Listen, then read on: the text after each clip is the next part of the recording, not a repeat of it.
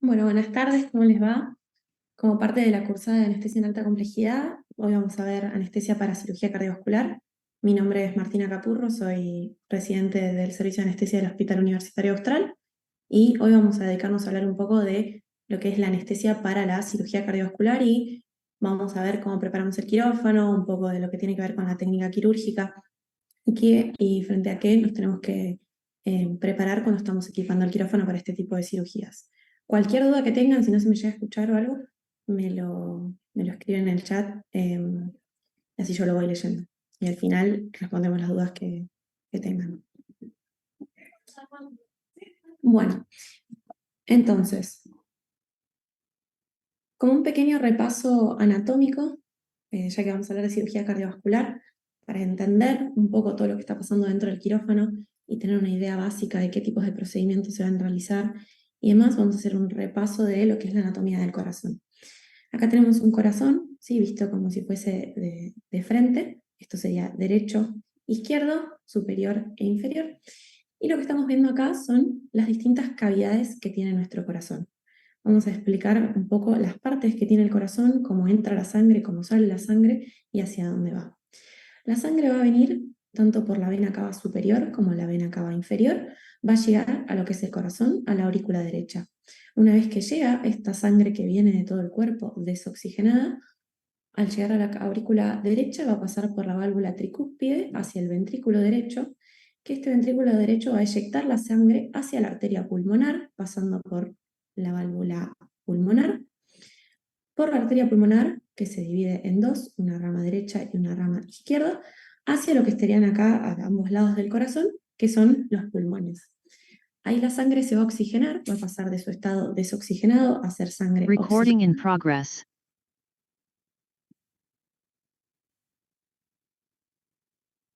Bien. Va a llegar a los pulmones, ahí la sangre se va a oxigenar y de los pulmones va a volver hacia las cavidades izquierdas del corazón por las venas pulmonares. Por las venas pulmonares ingresa la sangre a la aurícula izquierda, de la aurícula izquierda pasa a través de la válvula mitral hacia el ventrículo izquierdo y el ventrículo izquierdo va a eyectar la sangre a través de la válvula aórtica por la raíz de la aorta y de la aorta, que es la arteria principal de que sale del corazón, se va a eyectar la sangre oxigenada a todo el resto del organismo. Esto como un repaso de la anatomía y fisiología básica del corazón, ¿sí? Ahora vamos a ver por qué nos es importante esto, porque en lo que son las cirugías cardíacas, dependiendo del tipo de cirugía, pero va a haber algunas de las cirugías que se realizan, por ejemplo, las cirugías valvulares, ¿sí? Tanto de las válvulas mitral o pulmonar o aórtica, que son las más frecuentes, para acceder adentro de las cavidades cardíacas y poder operar sobre estas válvulas o, por ejemplo, propiamente sobre los ventrículos, va a ser importante parar el corazón y además vaciarlo de la sangre que normalmente se encuentra adentro para poder operar sobre el mismo. Entonces, para eso, un pequeño repaso de lo que son las cavidades cardíacas.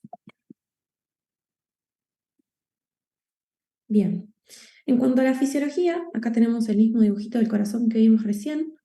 Lo que está en azul sería la sangre desoxigenada y lo que está en rojo es la sangre oxigenada.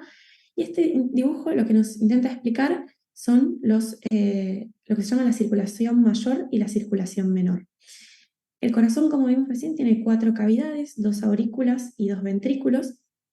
Las cavidades derechas son las que tienen la sangre desoxigenada y las cavidades izquierdas son las que tienen la sangre oxigenada. ¿Qué es lo que cambia? El pasaje por los pulmones, que es lo que se conoce como circulación menor o circulación pulmonar, y al pasar la sangre por los pulmones, la sangre se oxigena, vuelve a las cavidades izquierdas y de ahí sale por la aorta hacia todo el resto del organismo. Tanto a lo que es la circulación cerebral, que va a llevarse un gran porcentaje del volumen minuto, es decir, de la cantidad de sangre que el corazón eyecta en cada ciclo cardíaco, como al resto del organismo, ¿sí? A órganos que van a ser más o menos importantes, como el hígado, todo lo que es la porción gastrointestinal, tejido muscular, los riñones, piel, entre otras cosas. Una vez que pasa por todos estos órganos que van a extraer el oxígeno, de la sangre, esta sangre va a volver desoxigenada hacia de vuelta las cavidades cardíacas derechas, tanto por la vena cava inferior como por la vena cava superior.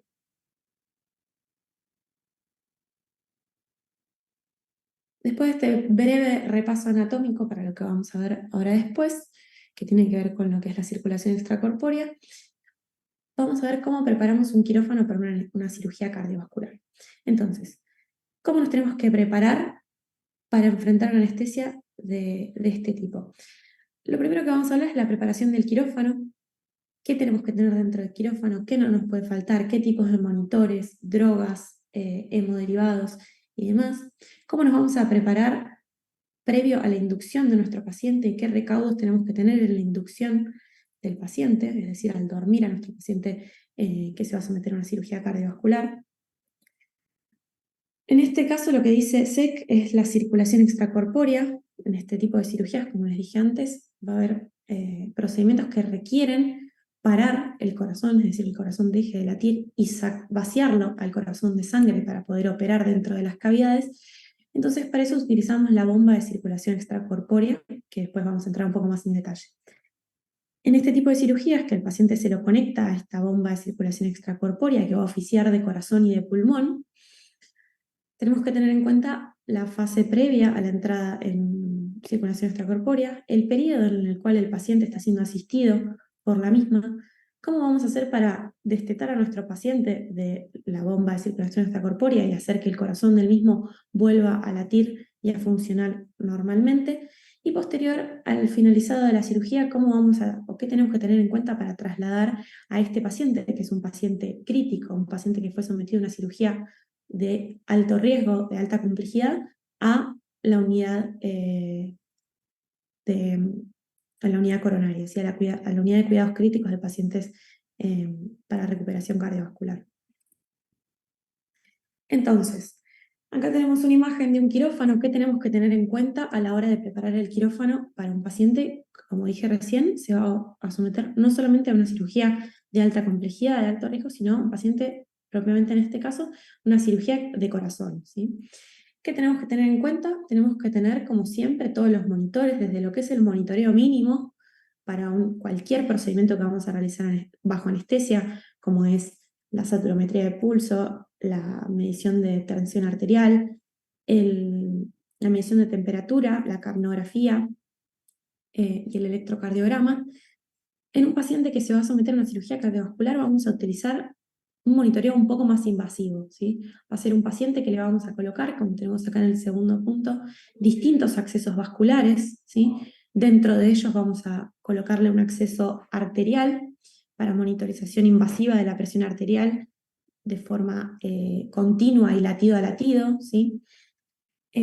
Vamos a colocarle termómetros para regular todo lo que es el mantenimiento de la temperatura, ya que un paciente que se va a conectar a la bomba de circulación extracorpórea va a haber procedimientos que se van a realizar con normotermia, es decir, manteniendo la temperatura normal de nuestro paciente, y hay procedimientos que se van a realizar con hipotermia, es decir, al que nuestro paciente lo vamos a enfriar a cierta temperatura para preservar eh, sus órganos y la perfusión de ciertos tejidos durante la conexión con la circulación extracorpórea. Entonces, importante al monitoreo mínimo de cualquier, de seguridad mínimo para cualquier procedimiento de anestesia, tener medidas de monitoreo extra.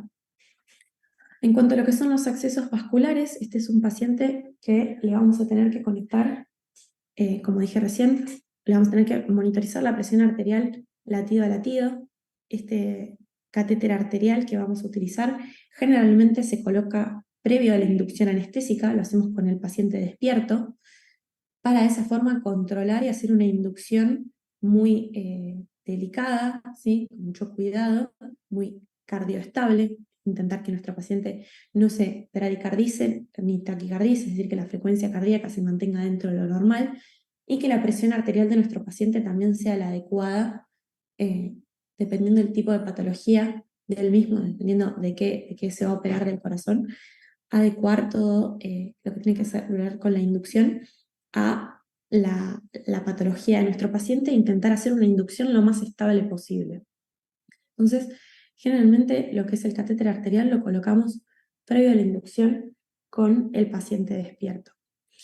¿Qué más accesos vasculares vamos a colocar a nuestro paciente? Generalmente se van a colocar accesos de grueso calibre y accesos venosos centrales.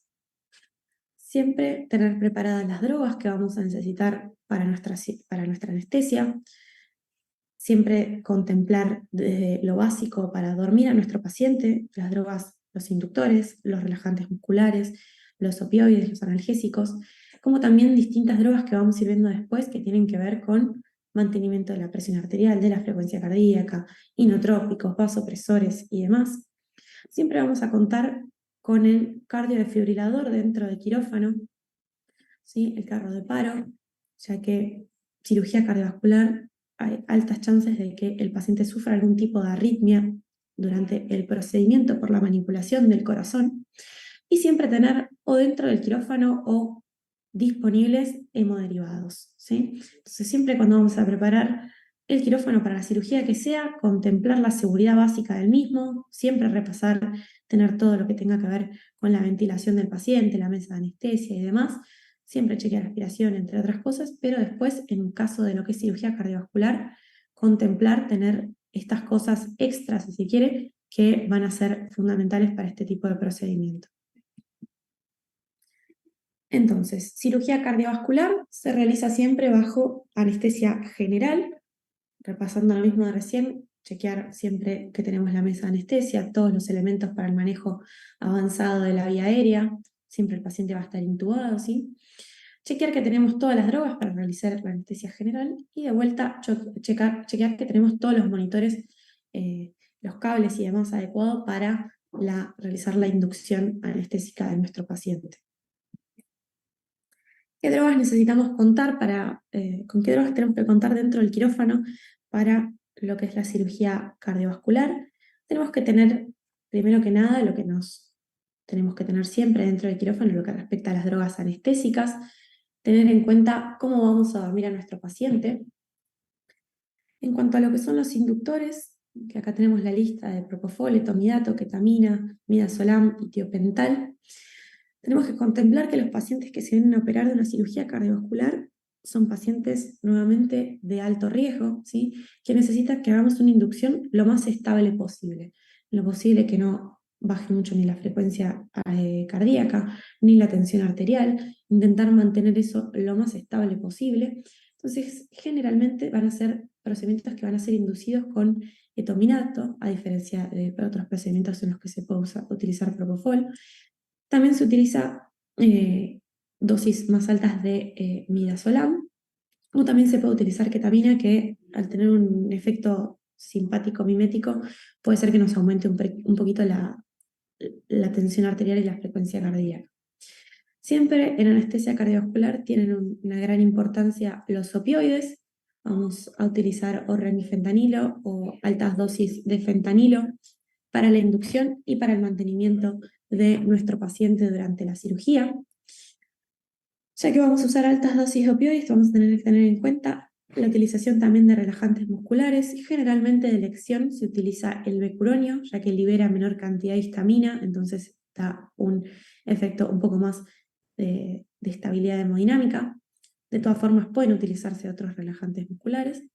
Y el mantenimiento generalmente va a estar hecho con sevoflurano, si bien hay algunos anestesiólogos que utilizan anestesia total endovenosa con esquemas de remifentanilo y propofol, por ejemplo, la gran mayoría va a utilizar como mantenimiento sevoflurano asociado o a bolos o infusión continua de fentanilo o a una infusión continua de remifentanilo.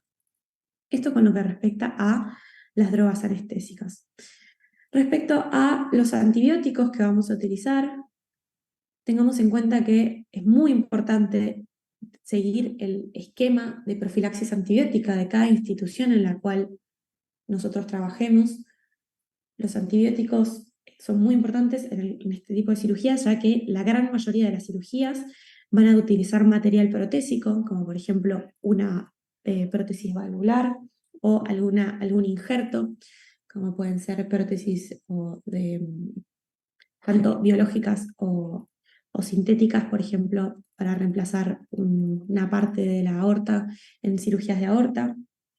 Todo eso que es material protésico es material que potencialmente se puede contaminar y generar infecciones graves, ¿sí? Entonces, muy importante que estemos muy atentos con el esquema antibiótico, la correcta profilaxis antibiótica y en caso de que sea un antibiótico que se tenga que repetir a lo largo del procedimiento, estar atentos. Otro tipo de drogas que utilizamos en este procedimiento son las drogas antifibrinolíticas. Son drogas que está demostrado que contribuyen a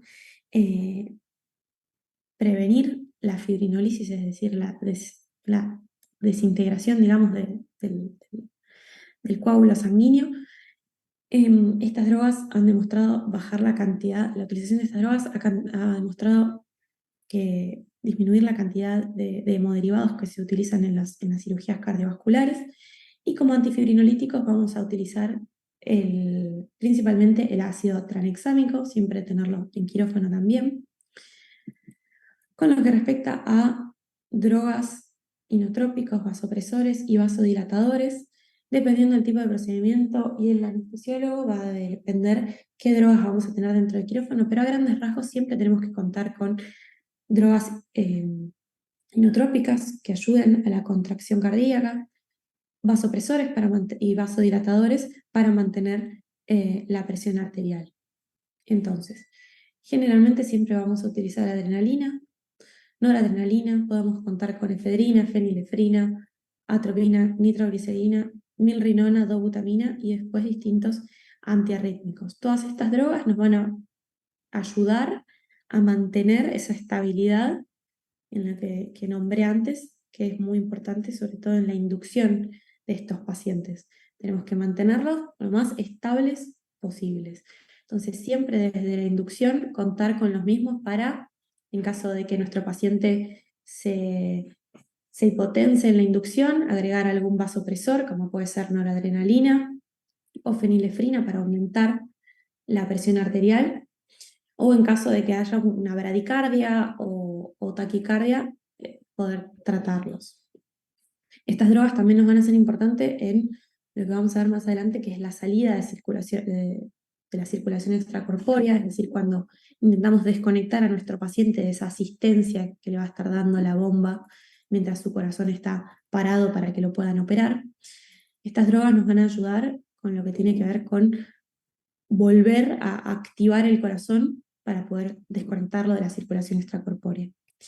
Y también vamos a tener que tener dentro del quirófano electrolitos o iones, como puede ser potasio, calcio, bicarbonato de sodio, para intentar corregir el medio interno de nuestro paciente eh, después de que haya estado conectado a la bomba de circulación extracorpórea.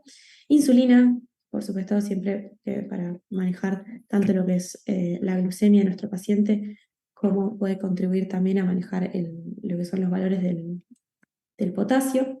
Y muy importante, que ya lo vamos a ver más después en detalle, siempre contar con la presencia de heparina en quirófano, ya que toda cirugía en la que se utiliza circulación extracorpórea, el paciente, como vamos a ver después, va a tener que estar anticoagulado. Acá les dejo este cuadro a modo de repaso nada más de las distintas drogas que tenemos acá, los inotrópicos, vasopresores y demás, los nombres de cada uno, sobre qué receptores actúan, cómo se utilizan, los efectos que van a tener y las dosis de los mismos. Acá tenemos la noradrenalina, fenilefrina, vasopresina, adrenalina, dopamina, azul de metileno, dobutamina, milrinona y isoproterenol. Todas drogas que podemos llegar a utilizar durante la cirugía cardíaca. Ahora bien, eso con lo que respecta a la preparación del quirófano.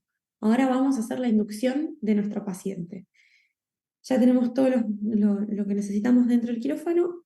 Va a ingresar el paciente, lo primero que le hacemos, como cualquier paciente que se va a someter a una anestesia, quizás excepción de un pediátrico, va a ser la colocación de un acceso venoso periférico, si el mismo no trae uno ya de previo a la cirugía, previo al ingreso al quirófano, colocar un acceso venoso periférico, el mismo sí puede ser lo más grande posible, mejor, ¿sí? Para contar con un acceso de grueso calibre, por en caso de que tengamos que transfundir a nuestro paciente y demás.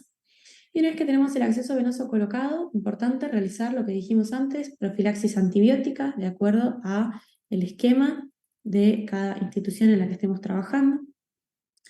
Y una vez que tenemos el acceso venoso periférico, vamos a seguir con lo que tiene que ver con la conexión de todos los monitores de nuestro paciente. Vamos a colocarle tanto electrocardiograma, saturometría y manguito de presión, que después vamos a colocarle el acceso arterial, para, como dije antes, monitorizar la presión arterial previa a la inducción de forma continua, invasiva y latido a latido. En algunos lugares se coloca directamente un Avocat en la arteria radial, por ejemplo, o puede ser femoral. Y en otros centros se puede utilizar esto que tienen acá, que es el kit de Arrow, que tiene un catéter que se coloca mediante punción, se pasa una cuerda de piano y después se coloca este catéter que se fija con dos puntitos de sutura. Eh, Esto es una opción quizás un poco más duradera que la colocación simplemente de una boca. Esto depende de la institución en la que se realice el procedimiento, cuál es el que se va a colocar. Una vez que tenemos colocado el acceso arterial y estamos monitorizando entonces la presión, vemos la curva y tenemos el valor de forma invasiva, de forma continua. Vamos a proceder a realizar la inducción, vamos a preoxigenar a nuestro paciente, vamos a hacer la inducción lo más estable posible y una vez que tenemos a nuestro paciente intubado con su vía aérea asegurada, podemos proceder a continuar con la invasión de nuestro paciente y en caso eh, de las cirugías cardiovasculares a colocar lo que tenemos acá, que es una vía central, un catéter venoso central, a través del cual vamos a poder pasar muchas de las drogas que les nombré antes, los inotrópicos y los vasopresores, en altas dosis, que no sería conveniente o ideal pasarlo por vía periférica. También podemos utilizar la central para corregir iones o electrolitos, como puede ser bicarbonato, calcio, potasio, ¿sí? A concentraciones que no pueden ser eh, pasados por vía periférica. Y lo que tenemos acá es un catéter de arteria pulmonar o un catéter de Swan-Ganz. Esto se coloca con un introductor a nivel de la vena yugular y se pasa este largo catéter, que la idea es que este pequeño balón que tiene acá se llegue a ubicar en lo que vimos antes al principio de la clase, que es la arteria pulmonar, y nos va a ayudar a medir presiones, como tenemos en esta última liñita del monitor multiparamétrico, que es la presión de la arteria pulmonar. Es otra medida más de invasión, otra medida más de monitoreo invasivo que podemos utilizar para este tipo de procedimientos. Le colocamos a nuestro paciente el termómetro, como tenemos acá. El termómetro puede ser oral, nasofaríngeo, rectal, dependiendo el paciente y el tipo de procedimiento que le vayan a realizar. En caso de que contemos con BIS o monitor de hipnosis, podemos colocarlo en nuestro paciente como una medida extra de monitoreo.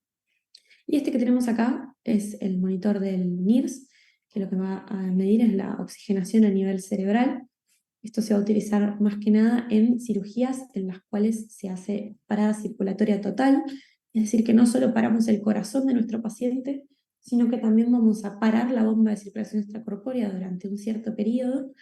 Y en este caso lo que queremos medir o controlar sería la oxigenación, la saturación a nivel del cerebro. Estas cirugías, que son las que se hace parada circulatoria total, generalmente van acompañadas de hipotermia profunda, al paciente se lo enfría para proteger sus órganos mientras no están siendo perfundidos. Entonces en esas cirugías es muy importante sobre todo el mantenimiento adecuado de la temperatura.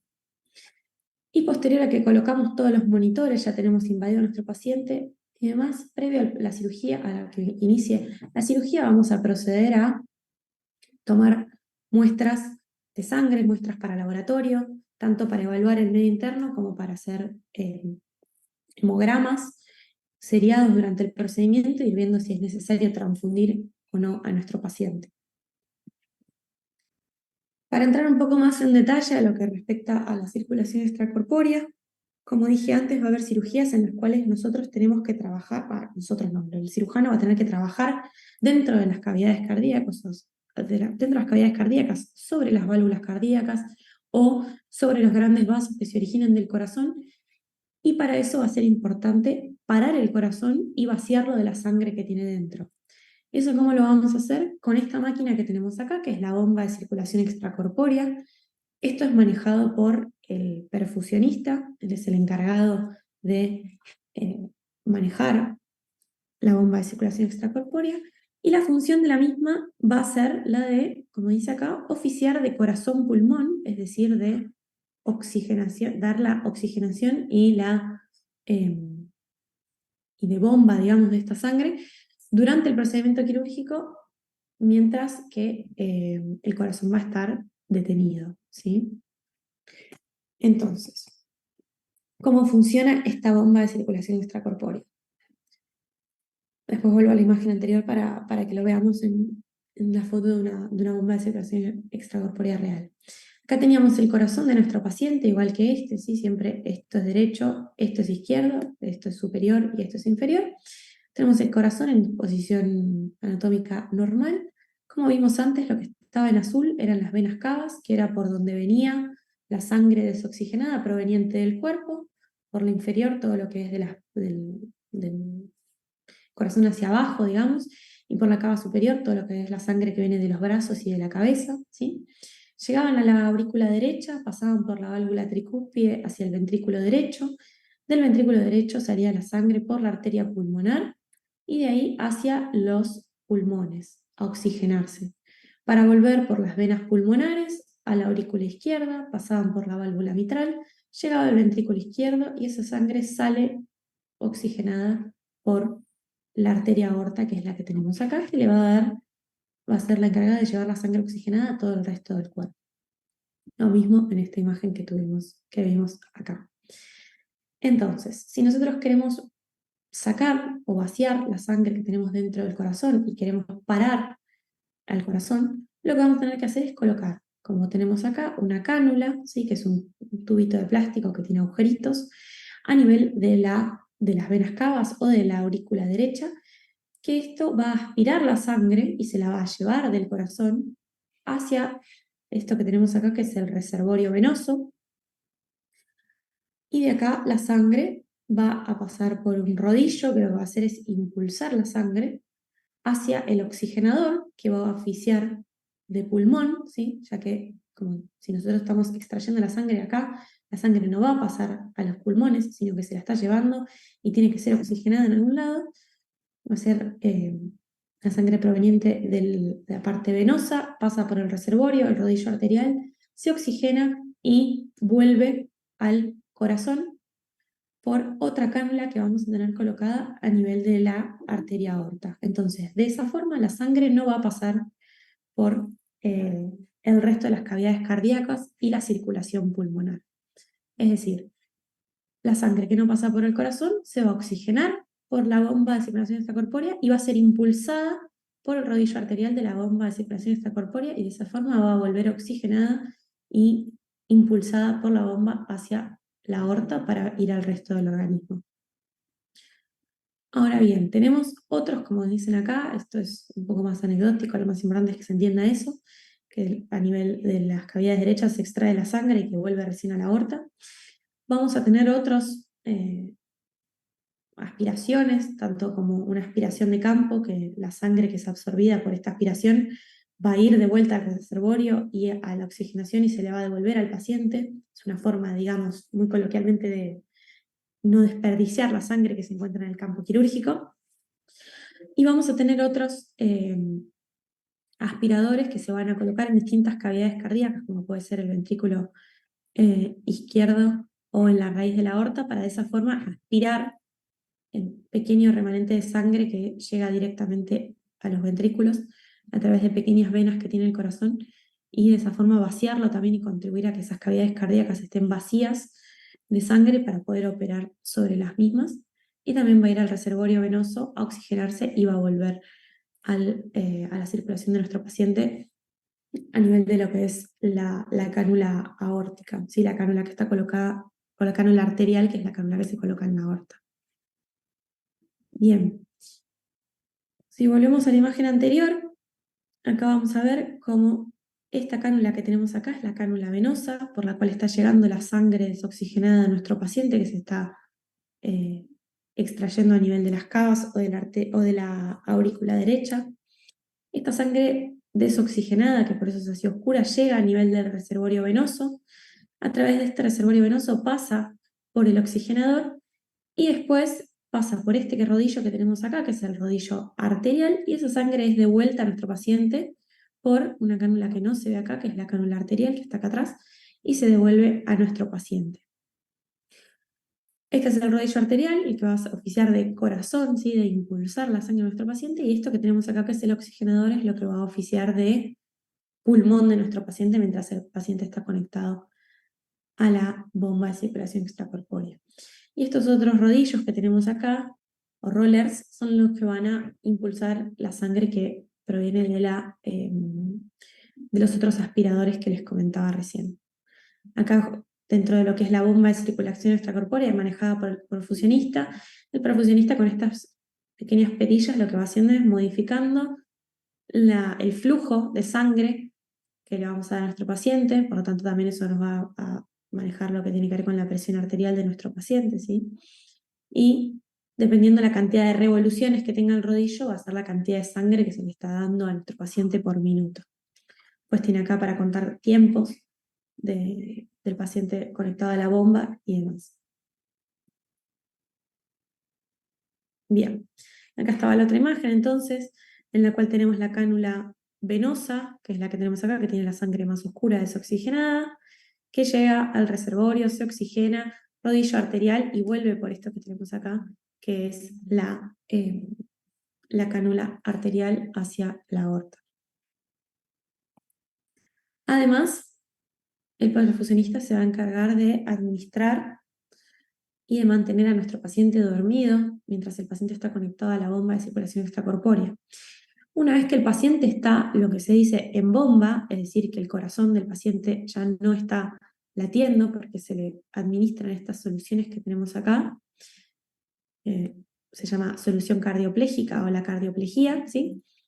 Que son soluciones que se pasan frías y con una concentración de electrolitos y de sales, que lo que van a hacer es parar al corazón, es decir, que el corazón deje de latir y además preservarlo para que no, preservarlo para que se mantenga en condiciones mientras no está siendo perfundido, ¿sí? Mientras no le está llegando sangre oxigenada, lo va a mantener y a preservar.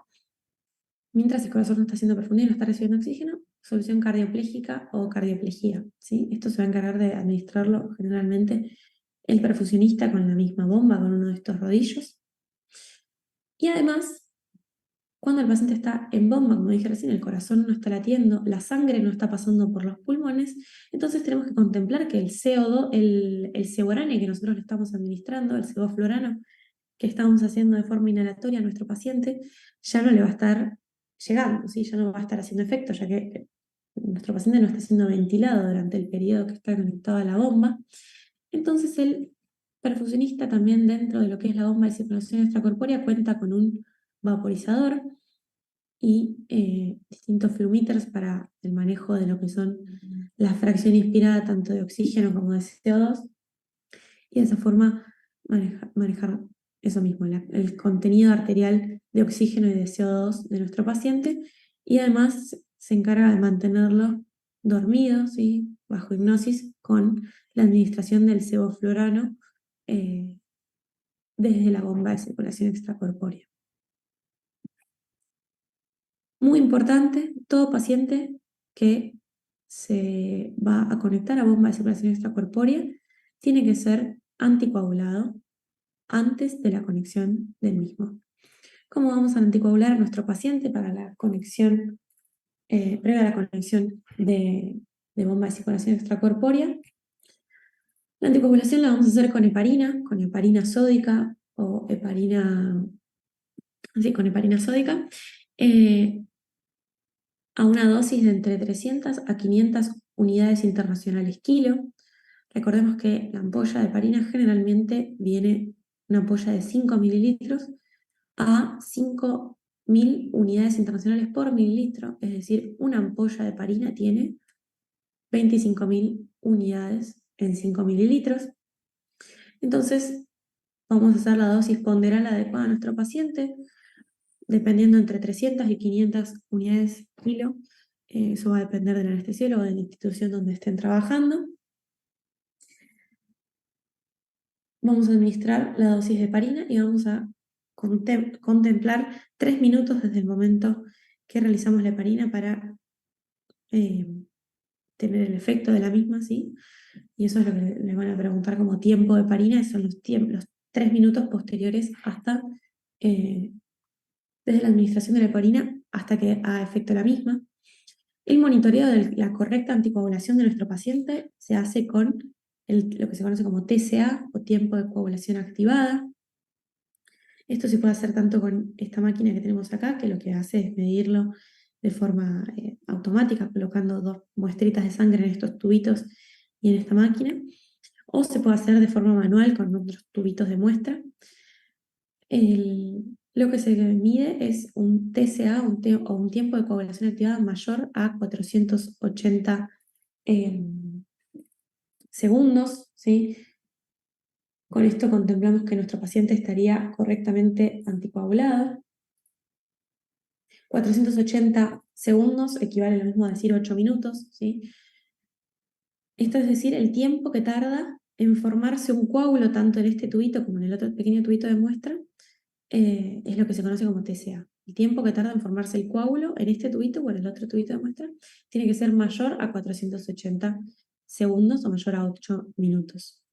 Se supone que el basal de todos, de cualquier persona, si se realizase un TCA sin administrar heparina, sería de 90 segundos. Ahora bien, nosotros administramos entonces la heparina previo a la conexión, mientras los cirujanos se encuentran colocando las cánulas para la conexión a la bomba. Administramos la heparina, esperamos esos 3 minutos, avisamos esos 3 minutos, se conecta el paciente a la bomba, ¿sí? Una vez que el paciente está conectado a la bomba de circulación extracorpórea, el perfusionista se encarga de ir controlando y monitorizando la correcta anticoagulación, e ir administrando dosis extras de heparina en caso de que sea necesario. Y posterior a la salida y la desconexión de la bomba, de nuestro paciente de la bomba de circulación extracorpórea, va a ser importante revertir este estado de anticoagulación total en el cual se encontró el mismo durante el procedimiento. Esto lo vamos a realizar con el antagonista de la heparina, que es la protamina. La dosis adecuada de protamina es de 1 miligramo cada 100 unidades internacionales de heparina, es decir, una ampolla de protamina tiene 50 miligramos y eso va a revertir a 1 mililitro de heparina, es decir, a 5.000 unidades de heparina. Una ampolla de protamina revierte 1 mililitro de heparina, o sea, 5.000 unidades. Es decir, si nosotros administramos una ampolla entera de heparina, que son 25.000 unidades internacionales, vamos a necesitar 5 ampollas de protamina. La regla fácil es una ampolla de protamina por cada centímetro o mililitro de heparina administrada. Y lo que vamos a buscar es obtener un valor de TCA posterior a los 10 minutos que realizamos la protamina, menor a 120 segundos. Ahora bien, terminamos, el paciente salió correctamente de bomba, es decir, fue posible desconectarlo de la bomba de circulación extracorpórea, que el corazón vuelva a latir por sí mismo. Eso lo hacemos mediante la administración de, como vimos antes, distintos vasopresores, distintos inotrópicos con los que tenemos que contar al momento de la salida de bomba. Revertimos la anticoagulación con la protamina y ahora a nuestro paciente hay veces que se lo va a poder extubar y despertar para llevar a la unidad coronaria, pero la gran mayoría de las veces el paciente se va a ir intubado y dormido a la unidad de cuidados críticos cardiovasculares. Entonces vamos a tener que tener mucho cuidado en las dos situaciones con lo que es el traslado de nuestro paciente. Es un paciente crítico, es un paciente complejo, que se acaba de ser sometido a una cirugía de alta complejidad y el cual todos los parámetros, como la presión arterial, la frecuencia cardíaca, la ventilación, tienen que ser monitorizados muy de cerca. ¿Con qué vamos a tener que contar para el traslado a la unidad coronaria? Vamos a tener que tener en cuenta que este paciente, si lo vamos a sacar intubado y dormido, vamos a tener que mantenerlo dormido de alguna forma. Se pueden realizar dosis de extra de midazolam, fentanilo, relajantes musculares. Otra alternativa es llevarlo con una infusión de dexmedetomidina para que después eso ayude a los cardiólogos en el postoperatorio a la posterior extubación del paciente y recuperación respiratoria. Vamos a tener en cuenta que este paciente en el traslado vamos a tener que contar con algunas drogas por si durante el traslado el paciente sufre alguna hipotensión o bradicardia o paro respiratorio o cardiorrespiratorio durante el mismo. Entonces siempre que vamos a realizar el traslado, llevarnos una jeringa de adrena, una jeringa de atropina y demás para administrar a nuestro paciente. Fue ventilado o extubado, pero recientemente extubado. Mantenernos también atentos con la vía aérea, llevar un ambú, un tubo de oxígeno, en caso de que lo hayamos extubado, o de todas formas siempre una mascarita facial en caso de que nuestro paciente se extube. Lo vamos a tener que llevar correctamente monitorizado, lo más monitorizado posible, siempre contar con electrocardiograma, saturometría, la medición de la presión arterial. Y otra cosa que podemos llegar a necesitar tanto para la salida de la misma circulación extracorpórea como para el momento del traslado y además tener a mano el marcapasos, ya que todos los pacientes que salen de cirugía cardíaca salen con cables de marcapaso colocados y algunos van a requerirlo para el correcto funcionamiento eléctrico de su corazón posterior a la cirugía cardíaca. Bueno, eso como con lo que respecta a la clase de anestesia para cirugía cardiovascular. Si tienen alguna duda, ahora voy a leer el chat y si no, si quieren prender a alguien el micrófono y preguntarme, también no hay problema.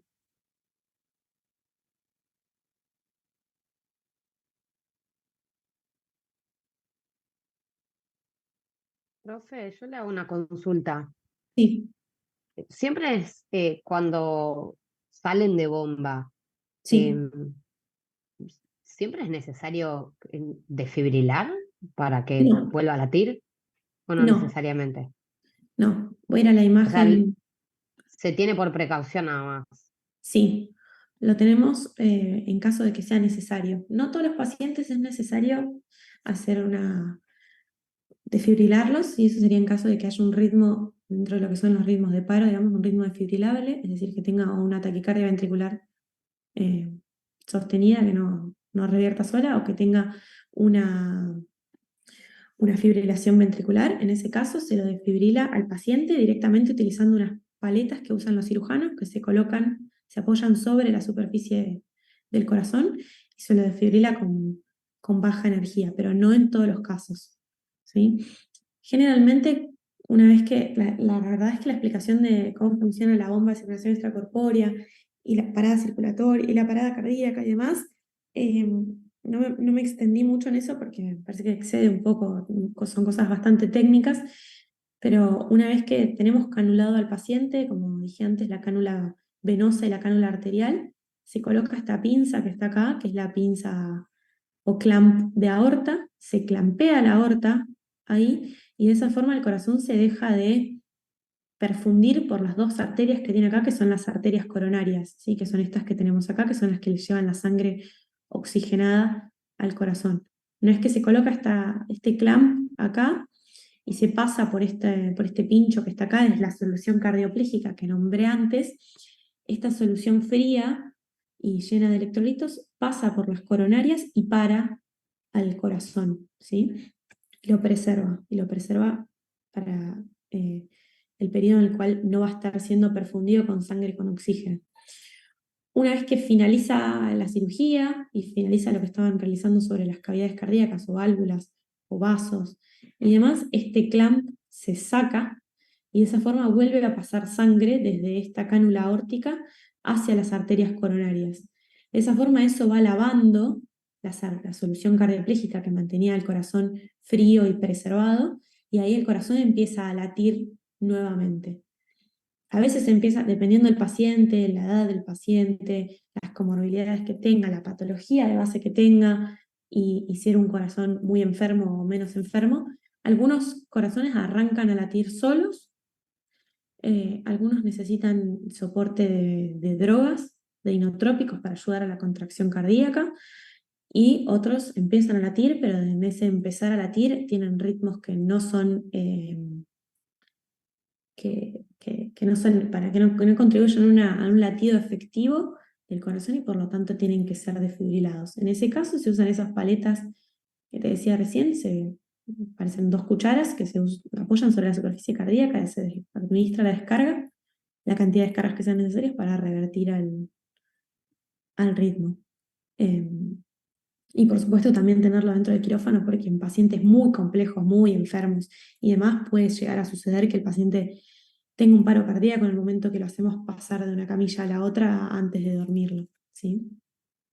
No sé si con eso respondí tu pregunta. Sí, perfecto, gracias. De nada. ¿Alguna otra pregunta más? ¿Podrían explicar de vuelta lo de la bomba que se me cerró el Zoom? Ok, ahí voy. Y otra pregunta, el ROTEM se usa para calcular el TCA. El ROTEM no lo mencioné en la clase porque no tiene que ver particularmente con lo que es la anestesia cardíaca, tiene que ver directamente más con una clase de anticoagulación en sí. El ROTEM o tromboelastometría rotacional, para los que nunca lo escucharon, se utiliza para evaluar el estado de la coagulación de nuestros pacientes. No está en todos lados, es una herramienta que generalmente se encuentra en los hospitales privados y en algunos, ni siquiera en todos, que lo que se hace es tomar una pequeña muestra de sangre y evaluar el estado de formación del coágulo de esa muestra de sangre. El ROTEM no se usa para calcular el TCA, es otro dispositivo distinto. El TCA, el tiempo de coagulación activado, se mide con otro dispositivo que es o la máquina que les mostré antes, que se encontraba, ahí la pongo, que es esta de acá, que se utiliza exclusivamente para medir tiempo de coagulación activada, o con otros tubitos que se mide de forma manual, que son parecidos a los tubitos de laboratorio. Sí se podría sí se podría evaluar la coagulación del paciente con un tromboelastograma o a través del ROTEM. Sí, es algo que a veces utilizamos, pero el ROTEM nos va a dar mucha más información que la que nos da el TCA. El TCA nos ayuda a ver la actividad del coágulo, ¿sí? El tiempo de formación del coágulo, y nos va a ayudar a tomar decisiones en cuanto a la cantidad de heparina y protamina que tenemos que administrar. Un ROTEM nos puede servir para evaluar también si hay algún déficit de algún factor de coagulación, si hay que pasarle plaquetas, si hay que pasarle fibrinógeno a nuestro paciente, si nos va a servir para evaluar más cosas, nos va a dar más información eh, que el TCA, que el tiempo de coagulación activado, y quizás es una herramienta que podemos utilizar en pacientes en los cuales, por ejemplo, tenemos un TCA normal, ¿sí? A la salida de bomba, y los cirujanos nos siguen refiriendo que continúa sangrando, o que era un paciente que ya venía, por ejemplo, no sé, tomando algún antiagregante plaquetario y demás, y que tenemos que evaluar mejor el estado de coagulación de nuestro paciente.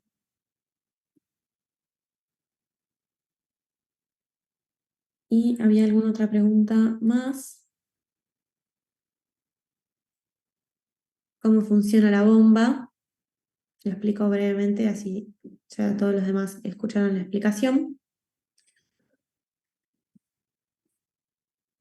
Se coloca una cánula venosa a nivel de las cavidades derechas, tanto en las venas cavas como en la arteria, como en la aurícula derecha.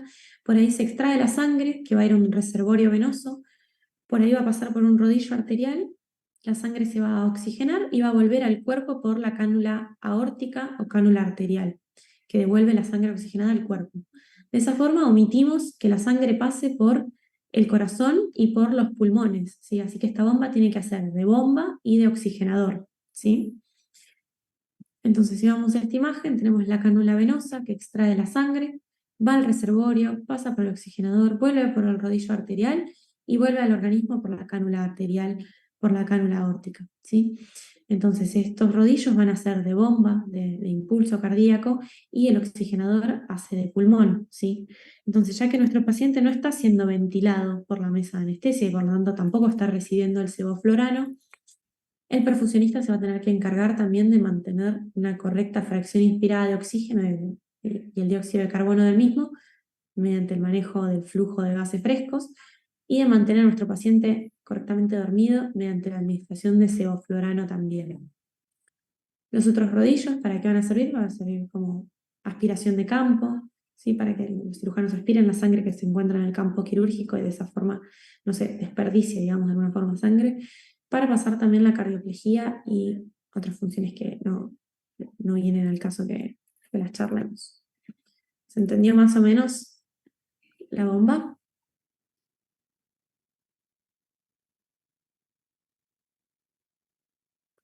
¿Cuál es la temperatura normal que debemos mantener en, por ejemplo, una CRM a diferencia de la cirugía aorta ascendente? Por lo general se enfría con hielo al paciente para mantener la perfusión cerebral. Bien, como dije antes, es muy importante el mantenimiento de la temperatura en todo paciente, en toda cirugía.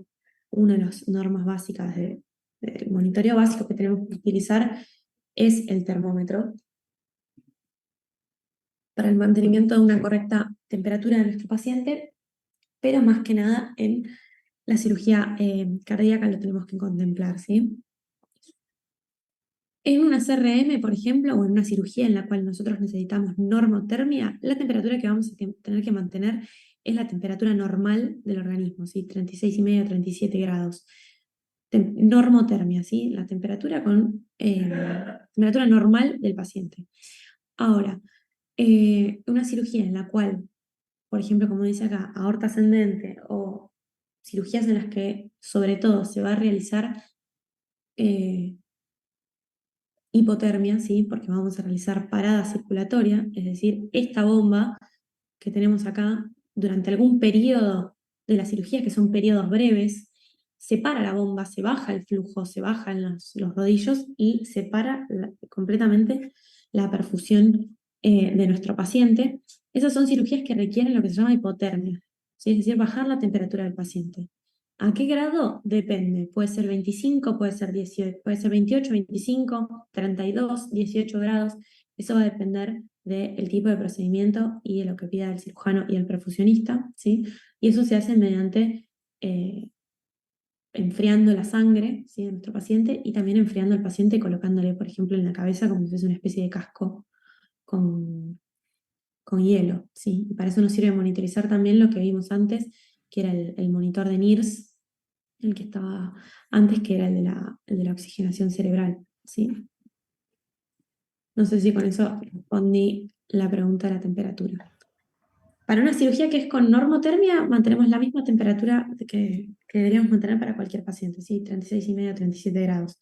Ahora, para cirugías que requieran hipotermia, dependiendo del tipo la profundidad de la hipotermia que vamos a hacer, lo vamos a enfriar con hielo y demás al paciente y después nos vamos a tener que tomar nuestro tiempo también para calentar.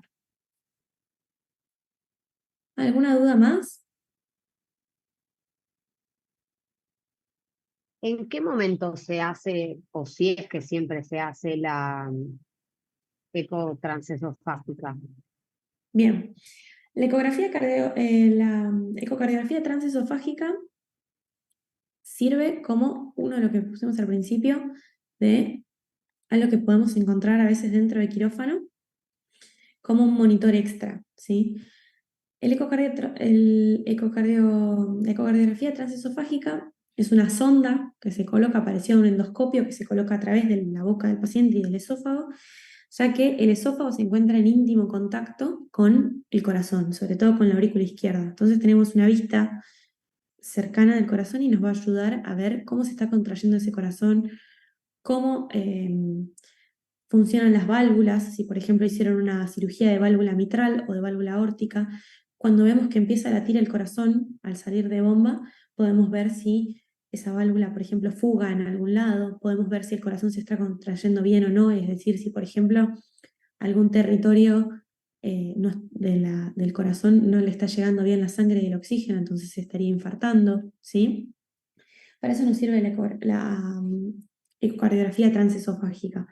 ¿En qué momento se hace? La sonda, en lo posible debería colocarse al principio de la cirugía, antes de realizar la heparina, ¿sí? Porque tenemos riesgo de que si al colocar la sonda en un paciente completamente anticoagulado haya algún tipo de sangrado, haya hemorragia, y la sonda se debería retirar posterior a los 10 minutos después de pasarle la protamina a nuestro paciente. Es decir, nuestro paciente dejó de estar anticoagulado. Ese sería como el margen de seguridad para poner y sacar la sonda. Cuando yo haría el ecocardiograma con la sonda transesofágica? Una vez que el paciente está dormido y previo a la parada cardíaca y previo a la conexión a la bomba de circulación extracorpórea, para reevaluar, ¿sí? Y evaluar en conjunto con los cirujanos cómo está ese corazón, cómo late de forma basal o prequirúrgica, ¿sí? Volver a evaluar dónde es la lesión que tiene, cuál de las partes de la válvula es la que no funciona bien y demás. Y también nos va a ayudar mucho para guiar la salida de bomba, ¿sí? En el momento en el que estamos intentando sacar a nuestro paciente de la asistencia circulatoria con la bomba de circulación extracorpórea, ir viendo cómo está reaccionando ese corazón y cómo está latiendo posterior a el desclampeo aórtico y cómo está lavando la cardioplejía y volviendo a latir, ¿sí? Si es un latido efectivo, no, o no, ver cómo quedaron, por ejemplo, las válvulas, si hay pérdida de sangre por alrededor de alguna parte de la válvula y demás.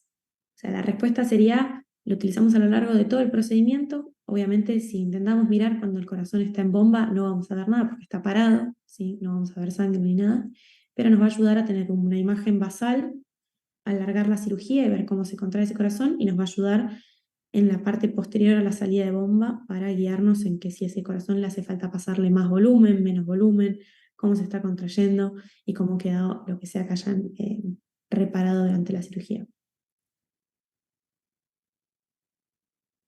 Perfecto, gracias. Bien, ¿alguna duda más?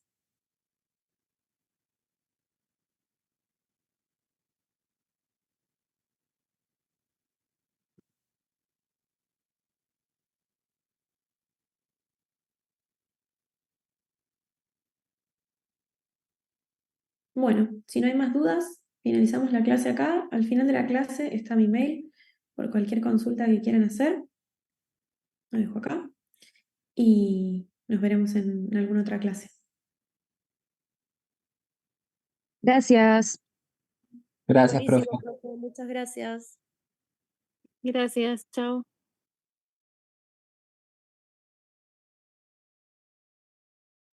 Chao, profe, gracias.